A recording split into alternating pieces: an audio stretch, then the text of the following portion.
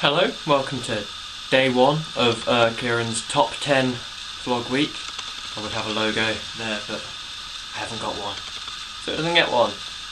Basically every day this week I will be giving you a top 10 list, because I like making lists, and today was something both me and Nathaniel could do, as you probably saw earlier, or if you didn't see earlier, go and watch that now. There will be an annotation here. But yes, so today, he and Nathaniel are going to talk about top 5, I'm going to talk about my top 10 worst films I've seen and have permanently scarred me and left me angry at filmmakers and actors, and just generally left me angry, because I get angry really easily at these things because I'm weird. At number 10 on the list we have The Village, which is a 2004 film by M. Night Shyamalan, famous for directing The Sixth Sense. If you haven't seen this film, basically it's a thriller, obviously, set in a end of the 19th century village where people live in fear of the creatures that inhabit the woods. It's possibly got one of the worst endings in history. It's literally on par with the "it was all a dream" ending, which is, as we all know, quite bollocks. Bad. Edit that part out. Beep. Along with the ending being dreadful, it was also not very well written. The directing could have been better, and I think M. Night Shyamalan really went quite downhill after The Sixth Sense, and still hasn't really made something to recapture that nice feeling. At number 9 we have The Love Guru, which is a 2008 comedy film starring Mike Myers and directed by a guy no one's ever heard of. This is your typical Mike Myers affair.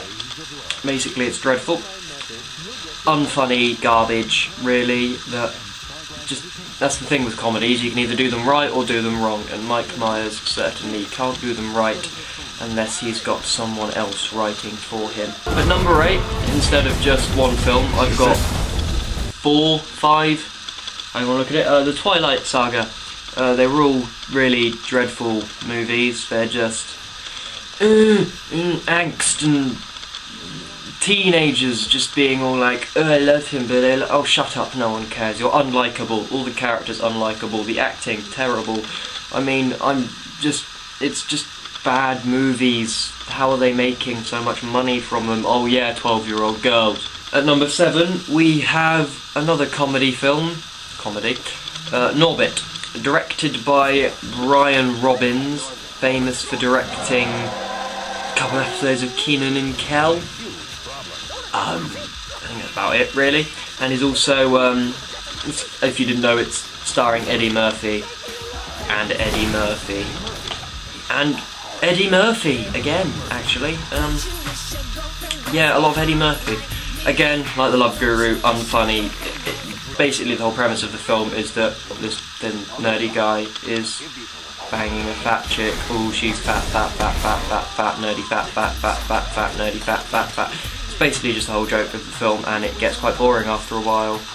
And I really think Eddie Murphy should just stop acting and stuff. In at number 6 is another series of films, the films that spawned after scary movies, such as Epic Movie, Meet the Spartans, Disaster Movie, all those Jason Friedberg and Aaron Seltzer things. Again, comedy, parody comedy, done really bad. None of it's really that funny. They're poking fun at films. Like Scary Movie did, but Scary Movie just had something that worked, kind of. The first one did anyway, for a bit. But then the rest, just, I don't know why they're still making them. They're, like I said, unfunny, poorly written. And there's a new one coming out called The Biggest Movie of All Time 3D, which is all your fault for watching those films and liking them. God hates you. Now on to the bottom 5. Starting off our list is a 1993 film. If you can't guess by the footage playing, it is the Super Mario Brothers movie, directed by Rocky Montan. And I mean, I don't know what they were doing here. It's really nothing like the games. Bowser doesn't look like Bowser, for starters, he's not a lizard. And I mean, it really was awful. The story was paper thin, the acting was dreadful. I mean, Bob Hoskins, you'd be expecting better, but no.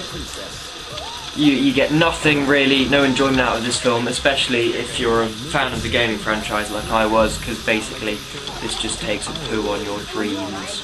At number 4 we have another selection of movies, better known as the Star Wars prequels. And now if you know me, you'll know how outspoken I am about these movies. I think the story, again, dreadful. George Lucas can't write Eddie Ball. The acting is awful. I mean, whoever they got to play Anakin Skywalker, what's his name, Hayden Christensen. I don't know how they managed to, what kind of crevice they pulled him from. Even young Anakin Skywalker annoyed me. Even Ewan McGregor wasn't up to standard, and I thought he would be, and then they killed off Liam Neeson, which was the only good thing about the movie. Now in our top 3, where you'll notice a bit of a recurring theme. Top 3, bottom 3, whichever one you want to call it. In the bottom 3 we have 2007 superhero movie Spider-Man 3, directed by Sam Raimi and starring Tobey Maguire as the titular Spider-Man. Basically, the first two Spider-Man films, really good, top notch. Sam Raimi did a really good job.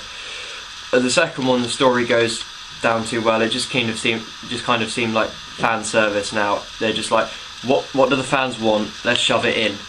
The story really went downhill. The whole emo black suit thing, I just don't get what they were thinking with this movie. It really could have been handled a hell of a lot better than it was. I'm a geek. At number 2, another selection of movies, but a lot wider selection. We have Uwe Boll's entire filmography. For those who don't know, Uwe Boll mostly directs video game adaptations and does them bad, such as, but not limited to, House of Dead, Alone in the Dark, Blood Rain, Dungeon Siege, Postal, and Far Cry. He's probably done God knows whatever else. He can't direct, he can't write. I mean, he's just really bad. I don't even know why video game publishers are even letting him go on anymore. All the shots he uses are wrong. The stories put through are just dreadful. The acting, again, I'm an acting person. The acting is just bad, and I mean, really, I don't know how people are letting him. I mean, he's even now making a Dungeon Siege 2 with Dolph Lundgren, of all people. And then again, Dolph Lundgren probably is quite in need of some money. What killed the dinosaurs? The Ice Age! Yes, you've guessed it, my worst film of all time is Batman and Robin, directed by Joel Schumacher, starring George Clooney, Arnold Schwarzenegger and Chris O'Donnell. Really, there was no reason for this film to exist. A lot like Spider-Man 3, it just seemed to be fan service, a lot of campness, especially with the nipples, the suit nipples.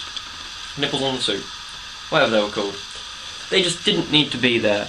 I mean, there was so much homosexual innuendo, which didn't really fit in with the whole previous stories that, you know, Joel Schumacher, the director, was just kind of throwing in. And like, story, again, I like story as well, deal with it. It's just ridiculous. I mean, there's awful one-liners from Arnold Schwarzenegger's Mr. Freeze. And honestly, I could rant about these films for ages, but I've got limited time, so I'm not going to. But yeah, obviously they were really bad films, all of them. This one is, because I'm a huge Batman fan as well, this is like the one film I will now refuse to watch. Even an Uwe Boll film I will watch just for the hilariously bad quality of it, but one of these I will just know. I will not watch. Never. Bye. You've just watched one of the mates and one of the vlogs. Till next time. Yeah. Nailed it.